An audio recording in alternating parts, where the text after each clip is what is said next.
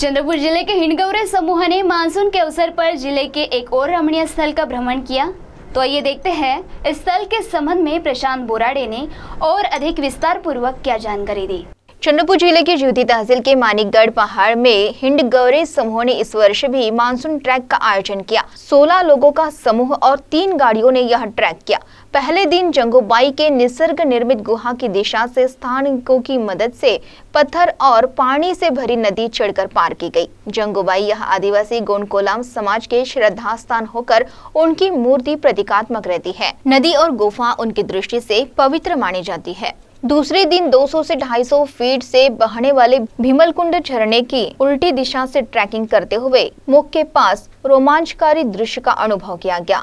फिर सदस्यों ने नहर के नीचे उतरने का अनुभव लिया। यह ट्रैक धार्मिक, ऐतिहासिक और साहसी ठहरा है। इस संदर्भ में हिंडगौरे समूह के सदस्य प्रशांत बोराडे ने और क्या कहा, आइए सुनते हैं स्वयं उन्हीं की जुबानी। मागील 5-6 वर्षापासून आम्ही मानिकगडच्या डोंगरावर पावसाळी पर्यटनासाठी जातो।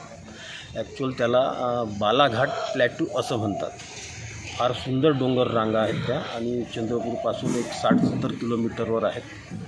खूप प्रकारचे तिथे धबधबे आहेत, वेगवेगळ्या प्रकारचे आहेत। काही धबधबे तर जमिनीवर आहेत की जिथे ज्यांना चढायचा प्रॉब्लेम होतो ते लोक जमिनीवरचे, जसं बोधबोधी आहे, खडक्या धबधबा आहे, हे तुम्ही जमिनीवरचे धबधबे पाहू शकता।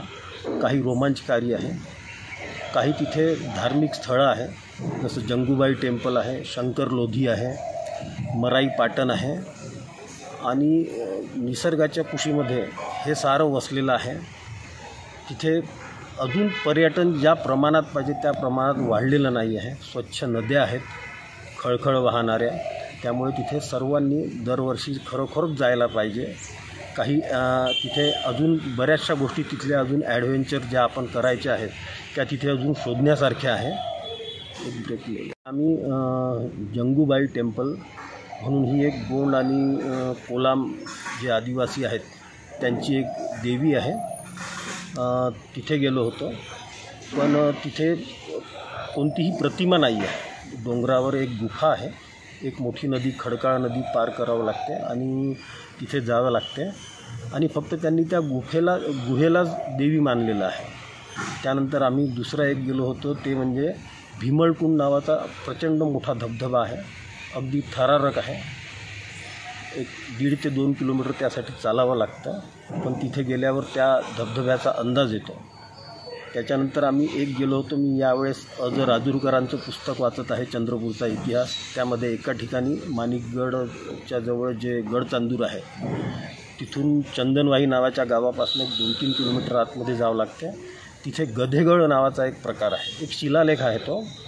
ॲक्च्युअल महाराष्ट्रामध्ये 4 प्रकारचे गड सापडतात, वीरगड, सतीगड, साधूगड आणि गधेगड। तर त्यातलं एक गधेगड शोधायला आम्ही चंदनवाईपासून 2 किलोमीटर आतमध्ये वांगी नावाच्या गावाजवळ गेलो। पावसाळी पर्यटन आपल्या इथे वाढायला पाहिजे। पुण्या मुंबईकडे जे प्रस्थ आहे की चला पावसाळी पर्यटनाला, तर ते सह्याद्री आहे तिथे, त्याच्यामुळे त्याची आपली मजा आहे। पण आपल्याजवळही फार मोठ्या डोंगर रांगा आहेत, म्हणजे त्या सह्याद्री एवढ्या मोठ्या जरी नसल्या तरी कमी धोकादायक आहे आणि आनंद देणाऱ्या आहे। स्वच्छ नद्या आहे, खूप मोठे धबधबे आहेत, धार्मिक स्थळं आहे आणि काही साहसी प्रयोग किंवा साहसी खेळही आपल्याला तिथे करता येऊ शकतात।